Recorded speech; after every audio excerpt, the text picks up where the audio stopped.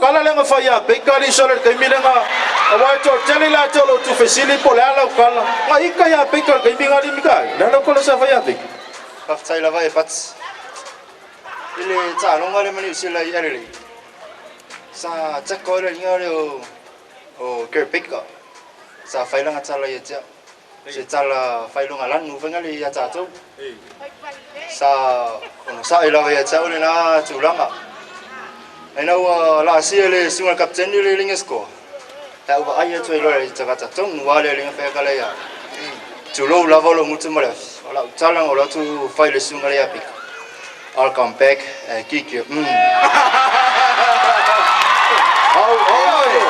Papel yo kala Mikael sa faz ka mo Kurt Baker. Papel ye sa papel malo Mikael. Hey, esse asa sawa.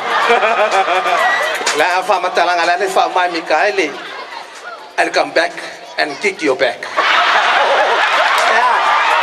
Now fa una. La notato e esse le masalo salo. Oi. Ako fa fonga na ta to fitu ikala nga pa ngai. Olea.